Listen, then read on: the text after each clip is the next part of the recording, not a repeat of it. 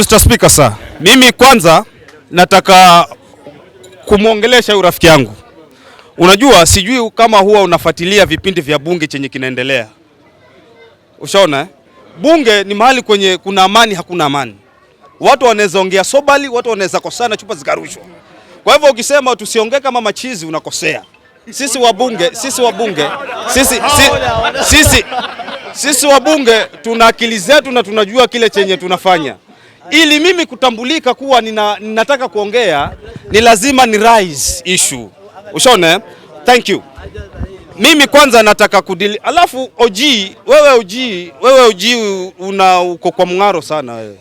Mimi huwa sipendi kuongea, nilikuwa sitaki kuongea hiyo mambo ya ugavana kwa sababu shida mingi sana tunaona hapa shida mingi hapa. Wazi sema population imepanda kwa miaka mitatu, miaka minne sasa governor ameingia mamlakani miaka minne population imepanda, maji haitoshi Kilifi County.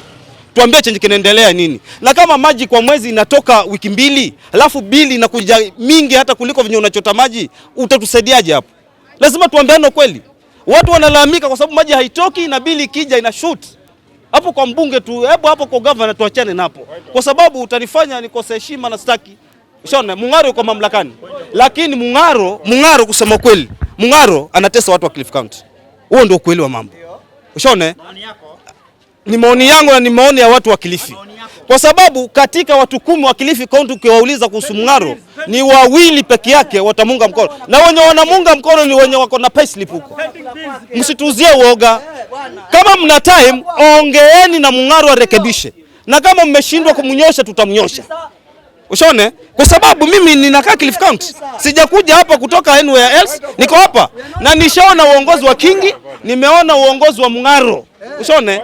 Sijawahi kwenda kwa Mung'aro na sitaki na sioni kama nitaenda. I want to tell you this. Talk to your boss. Kama anaweza rekebisha arekebishe. Ushaone?